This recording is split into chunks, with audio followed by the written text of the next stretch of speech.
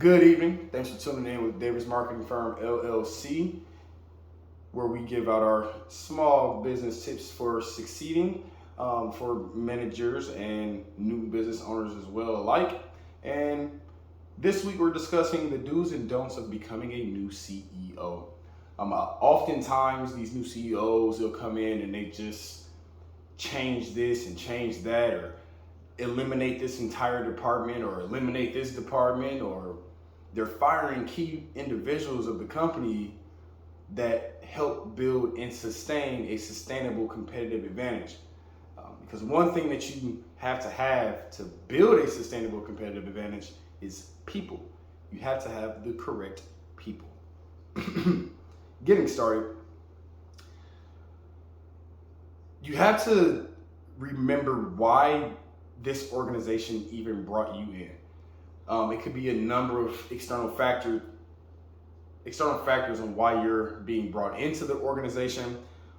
Of course, you're brought in to correct the course of business. You're brought in to bring in a new ideology to the company and bring already planned improvements to help see the business turn the corner that they need to turn, as well as make changes where and when they are necessary.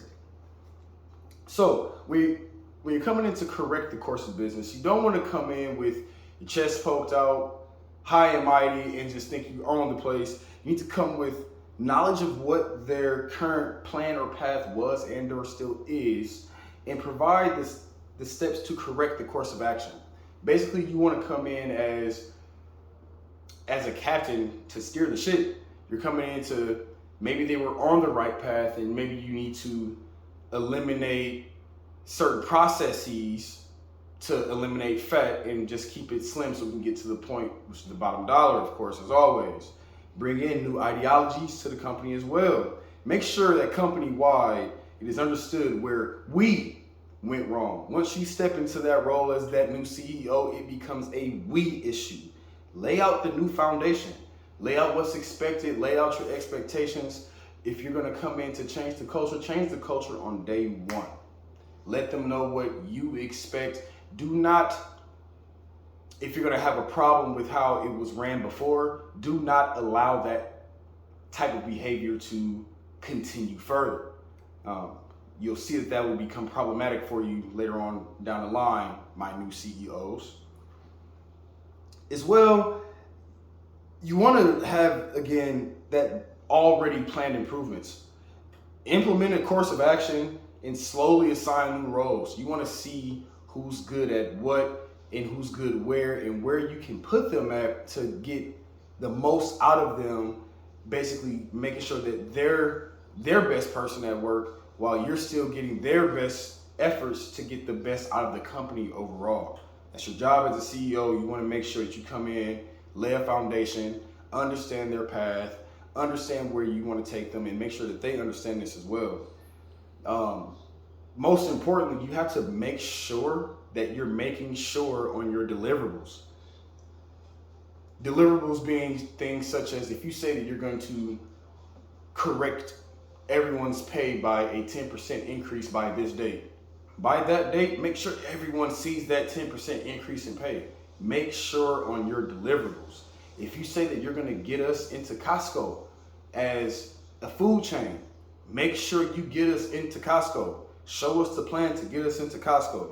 So to make sure on your deliverables, you have to build on a concept that I like to refer to as team. Because as a new CEO, you want to make sure that everyone knows that we are a team. It does not go, it goes from them, they, to we, not me. You guys are a team. So the first letter of team is T. I describe that with trust. You want to put trust in the staff into place. You want to make sure that C-suite decisions, you want to make sure you're aware that C-suite decisions drive their job descriptions, not the other way around. So what I mean by that is literally what you and the rest of the C-suiters come up with for a game plan. You have to trust that the rest of the staff in place is going to be able to deliver on what you're asking them to do. You guys essentially are describing what their job description is.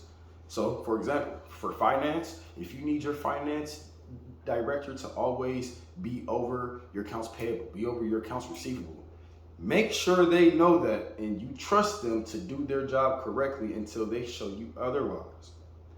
E in team, evaluations. You want to evaluate benchmark progressions towards new courses of business.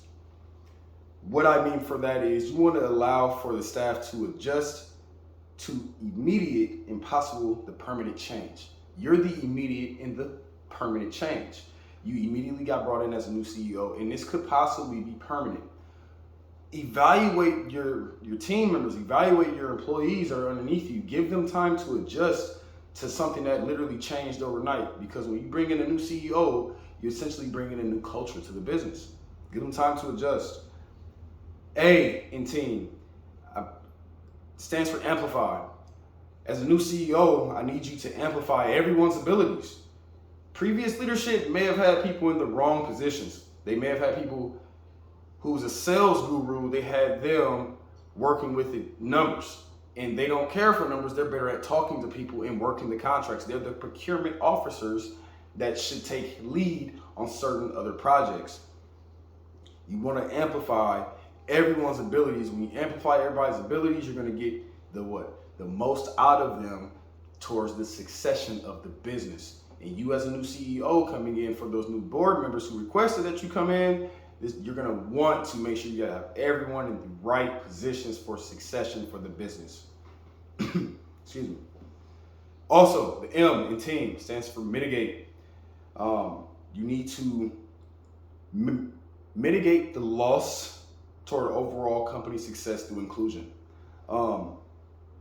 What I mean is, don't only take C-suite decisions to disseminate amongst the team. Allow the little guy in the room to provide an opinion and use it. Make use of it. If they say we need to buy this brand of toilet paper to save 15% on our company's overall expenses, do it. Do it. Make them feel like they're a part of that team and that everything is just not all about those C-suiters. Because you as a new CEO have to understand, you have the plans that you write out, but those plans have to be foreseeably worked and be able to be worked by the lower level employees, your army ants, your ground workers, the people who are going to put in those blood, sweat, and tears, those extra hours. You want to make sure that it's achievable for them to do. Easy. Do's and don'ts of becoming a CEO. This is what you don't do. 1, you do not come in making false proclivities of teamwork and togetherness. If you come in and you make false proclivities of how this organization is going to now work as a team, and then 2 weeks later you turn around and fire the entire sales team, you just lost trust in your organization. They no longer trust you. Now every day they come to work, they're coming to work on eggshells. They're coming to work nervous. They're coming to work scared. They're not putting their best foot forward. They're looking for another job because, in their opinion, they don't know when their last day to work is. Do not make false proclivities of togetherness and teamwork that will tear the organization apart. Don't take on the persona of there's a new sheriff in town. That's going to create fear amongst everyone. No one is going to respect you. Everyone's going to operate out of fear. And when they operate out of fear in a business world, they're not giving their best foot forward. They're not giving you the most that they can do. They're not giving you extra because they're looking at it as, you're about to fire me anyway. So why would I put forth extra effort to be walked out of the door? That's what you don't do. Again, no false proclivities of togetherness and teamwork. And I know I just said this, and I say this from a personal standpoint. I deal with this on a personal level. As a new CEO, do not come in firing all of your staff at random. Again, no one is going to trust you. Had a new CEO, his name was Chris Bover. He came in and he just fired everyone. And blamed it on the board of directors. So just learning from that, you're gonna lose trust in your in within the organization, very fast.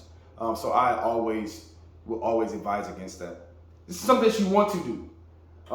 You want to build on the team concept that we spoke about earlier on in this chat. Again, the team concept is trust, evaluate, amplify, and mitigate. Build on that team concept as a new CEO. You want to avoid immediate employee replacement. Again, I'm hitting home on this because it is something that you do not want to do as a new CEO. Do not come in firing everybody because you think that is going to fix the issue. It does not fix the issue because you're firing everybody to do what? Turn around and hire someone back in their position. It just doesn't make sense from a financial standpoint, especially if the company's already in the financial bind. It just doesn't make sense. Create a plan of action and make sure it's inclusive for everyone. As I stated earlier, get the opinion of the little guy and use it. These individuals and these departments will go to bat for you as a new CEO so much harder because they see that you care for them in their role and you're not going to backstab them as a new CEO. One of the other things that we discussed here is trust. You want to make sure that you can build trust, and that's actually a concept. Don't only be a C-suiter. Don't only be a C-suiter. You need to build trust. The T in trust, you need to be tactical with a plan to move the business forward. Don't just come in and freestyle your plan because no one's going to take you seriously. Be tactful. Make sure that you have a clear vision. You have a clear cut direction of where you want to take the company. And you have exactly how you're going to get there and what you're going to do with the people there to get there. Trust. Be tactical. The R in trust, you want to reassure the organizational players that you are there for them, that you guys are a team. This is a we, not me concept. You want to make sure that you drill that home with them, especially when you're building on this trust concept. Again, the R is for reassuring the organization. The U in trust is making sure you give your undivided attention to new ideas or newly proposed changes. Because yes, you are the new CEO. Yes, you are the bus driver. Yes, you're the captain of that ship. But no, you are not the only person that can think through and think of new solutions to solve old and or previous problems. Sometimes the person that you least expect to give you a viable solution to your problem is going to give you the best solution. And it may not come from a C-suiter. It may come from that hourly employee that is working for bare minimum wage. Respect everyone as a person of importance in the organization. You want to build trust. The S in trust stands for stimulate. You want to stimulate new ideas and encourage outspoken gestures. You don't want to be the CEO that's having the company-wide meeting and everyone's scared to talk. If you're going to walk in and say this is an open door policy as a new procedure, make it truly open door. Allow for someone to have those outspoken outbursts, because that outspoken outburst may be an idea they've been sitting on for months, and the last CEO didn't allow them to do that. You're building trust. You're showing that this is about a team. You're showing that this is a we and not me organization going forward. Always stimulate the new ideas. Always stimulate the outbursts, the outspoken outbursts, because those are the best ideas. The T in trust, cannot stress the importance of this. Stress is so important. Teamwork is the last letter of trust. Teamwork. Building on that team concept again. Trust, evaluate, amplify, mitigate. That is how you win over the organization as a new CEO.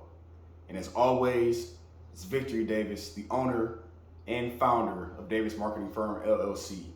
I look forward to talking to you guys again. Please contact us at davismarketingfirmllc@gmail.com, or you can reach out to us at 208-891-3563.